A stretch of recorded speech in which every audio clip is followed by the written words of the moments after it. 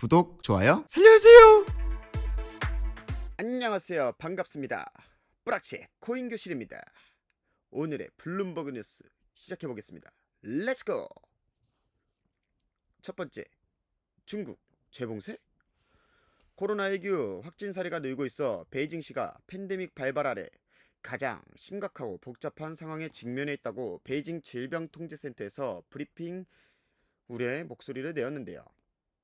이에 따라 베이징은 11월 22일부터 모든 입국자들에게 도착 후 3일 이내에 PCR 검사를 3차례 받고 음성 결과가 나올 때까지 집에 머물도록 요구할 방침이라고 베이징 정부 대변인이 밝혔습니다.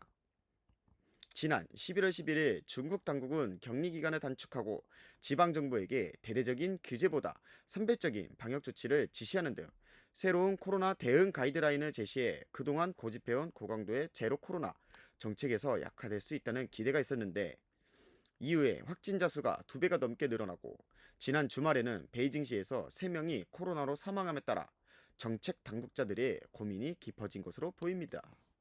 이렇게 되면 또 지난번처럼 베이징을 봉쇄하며 난리가 날 수 있겠죠? 물류대란? 또 일어나나요? 두 번째, 내년도 약세장. 골드만삭스는 내년에 더 나은 수익률을 기대하고 있는 주식 투자자들이 결국 실망할 것이라고 했는데요. 약세장이 아직 끝나지 않았다고 평가했다고 합니다. 여러 투자 전략자들은 아직 일반적으로 주식이 바닥에 부합하는 여건은 아니다 라고 했으며, 지속적인 증시 회복을 위해선 먼저 금리의 정점과 경기 침체를 반영한 낮은 지표가 필요하다고 설명했다고 합니다. 골드만삭스는 또한 현재 랠리가 지속 가능하지 않다며 주식은 대개 경제와 기업 실적, 성장세의 약화 속도가 둔화되어야만 완전한 바닥 탈출이 가능하다고 주장했는데요. 현재 금리 인상도 남아있는 시점이기 때문에 아직 주식 바닥이 아니라는 이야기가 맞겠죠? 그러면 비트코인도 바닥이라 생각했는데 아직 바닥이 아닌 건가요? 세 번째, 연준 추가 인상. 메리데일리 샌프란시스코 연은 총재는 통화 정책이 경제에 작동하는 시차를 유념해야 한다고 주장했는데요. 금리를 너무 적게 조정하면 인플레이션이 너무 높게 유지되고, 금리를 과하게 조정하면 불필요하게 고통스러운 경기 하강으로 이어질 수 있다고 현지 시간 월요일 발언했다고 합니다. 그는 기준금리가 적어도 5% 오를 때까지 5% 오를 전망이란 견해를 재확인하면서도 다음 FOMC 회의에서 모든 금리 인상 옵션 테이블 위에 올려두고 고민할 생각이라고 밝혔다고 하네요. 메스터 클리브랜드 연은 총재는 12월 FOMC 회의에서는 50bp 0.5% 인상을 예상하고 있고, 최종 금리는 내년 5% 정도로 보고 있다라고 했다네요. 그래도 매번 75bp 0.75% 올리다가 0.5% 올리면 시장의 반응은 그렇게 혼란스럽진 않겠죠. 지켜봐야겠네요. 이번 연도는 참 어려운 것 같아요. 네 번째, 유가 널뛰기. 중국이 코로나19 확산으로 방역조치 강화에 나서며 수요 전망이 어두워지고 오펙 플러스의 증산 논의를 둘러싼 혼란 속에 국제 유가가 크게 요동쳤는데요. 하지만 사우디에서는 증산 논의를 부인하면서 유가는 급락폭을 대부분 회복했다고 합니다.